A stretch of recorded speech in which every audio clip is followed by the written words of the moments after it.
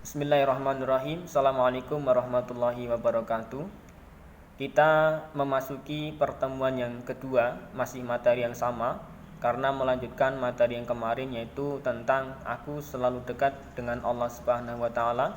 Isinya tentang Asmaul Husna, sebagaimana yang pada Rabu kemarin kita buat video tentang nazom Asmaul Husna yang ada 99 itu.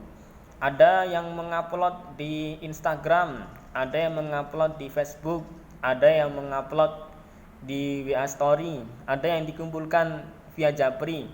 Semuanya bagus, asal kita mau belajar dengan sungguh-sungguh, pasti akan memperoleh hasil yang bagus.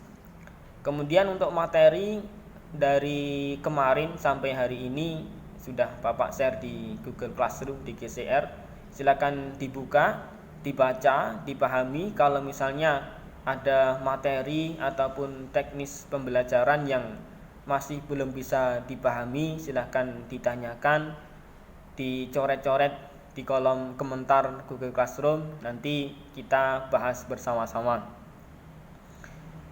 Kemudian materi catatan, materi yang sudah Bapak share itu tugasnya dirangkum ya, dicatat, diringkas, poin-poin pentingnya aja, rangkumannya aja, dicatat di buku catatan, kemudian difoto, dikumpulkan ke GCR bagian kolom tugas yang sudah Bapak share. Kita melanjutkan materi bahwa manusia itu merupakan makhluk pertengahan, dalam artian tidak seperti malaikat yang selalu taat, dan tidak seperti setan yang selalu membangkang, tidak seperti hewan yang hanya menuruti hawa nafsu atau keinginan.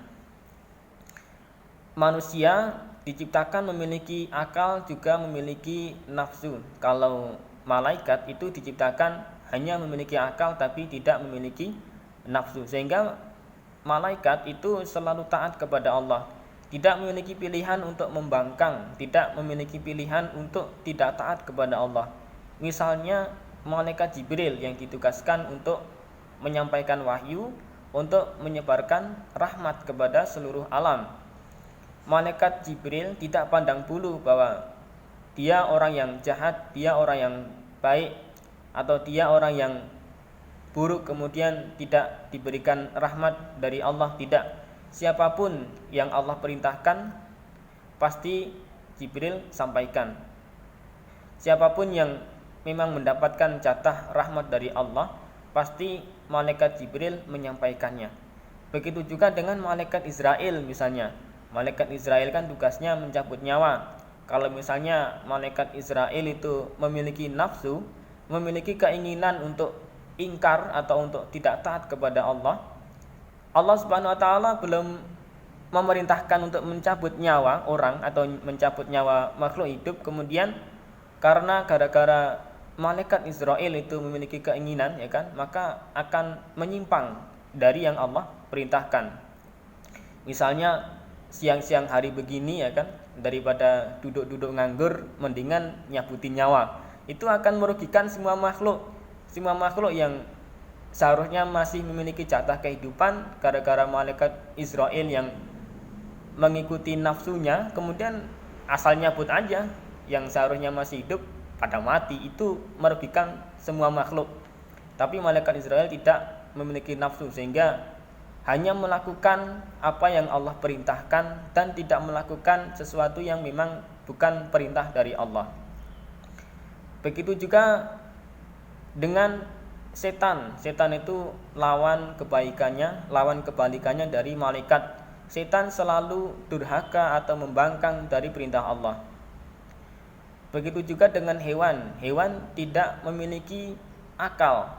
Hewan itu bergerak, melakukan sesuatu itu atas dasar keinginan atau insting atau nafsunya.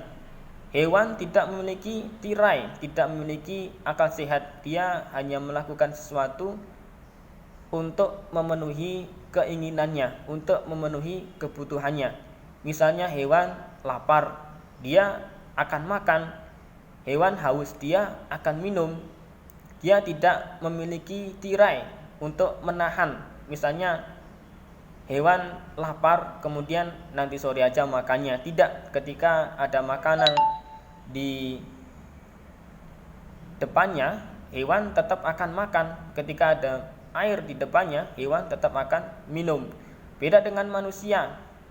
Manusia yang memiliki akal sehat, misalnya lagi puasa, lapar, haus, manusia tidak akan minum, tidak akan makan, tapi menunggu sampai batas waktu yang ditentukan. Itu manusia. Manusia kalau misalnya bisa taat kepada Allah, bisa mengikuti akal sehatnya, bisa mendapatkan kemuliaan, maka manusia itu akan lebih mulia derajatnya, akan lebih tinggi derajatnya daripada derajatnya para malaikat, akan lebih mulia di sisi Allah daripada kemuliaannya para malaikat. Keren kan? Begitu juga ketika manusia itu membangkang, manusia punya pilihan mau taat atau mau membangkang. Ketika manusia memilih membangkang, memilih durhaka kepada Allah, maka akan turun derajatnya seperti setan, bahkan akan lebih setan daripada setan yang sesungguhnya. Begitu juga ketika manusia hanya menuruti hawa nafsunya, mengikuti keinginannya, maka manusia itu akan lebih rendah derajatnya daripada hewan. Bahkan manusia itu akan bisa menjadi lebih hewan daripada hewan yang sesungguhnya. Ngeri ya kan? Kemudian kaitannya dengan Asmaul Husna, bahwa manusia itu tidak selamanya bahagia, tapi juga tidak selamanya menderita. Tidak selamanya senang, tidak selamanya galau, ya kan? Kadang susah, kadang senang, kadang menderita, kadang bahagia, kadang galau juga, tapi kadang bergembira juga. Tidak selamanya sedih, tidak selamanya senang. Setiap manusia itu pasti memiliki kesedihan, pasti memiliki penderitaan. Kemudian karena berkat usahanya, manusia akhirnya memperoleh jalan keluar untuk menyelesaikan permasalahannya. Ada pertanyaannya begini. Kita semua pasti pernah mengalami penderitaan, pasti pernah mengalami kesusahan.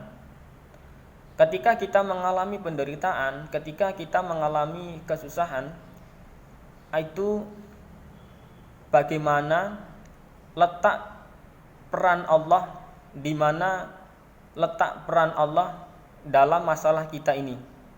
Apakah Allah itu hadir sebagai penolong, ataukah Allah itu hanya berpangku tangan saja? Dalam artian Allah itu bersikap bodoh amat, masa bodoh.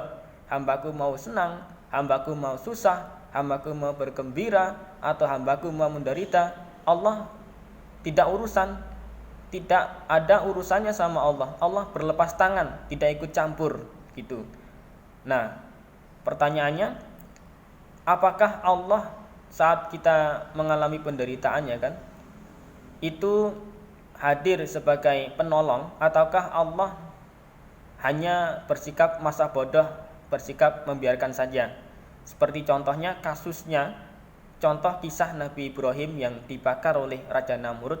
Itu malaikat atas dasar utusan Allah, artinya Allah hadir kepada Nabi Ibrahim untuk mendinginkan api yang digunakan untuk membakar Nabi Ibrahim, sehingga karena apinya berubah menjadi dingin, bardan wasalaman, dingin dan menyelamatkan, maka api itu tidak mempan untuk membakar Nabi Ibrahim. Akhirnya Nabi Ibrahim selamat. Itu contoh bahwa Allah hadir dalam penderitaan hambanya, hadir sebagai penolong. Nah, ketika kalian memiliki penderitaan, ketika kalian memiliki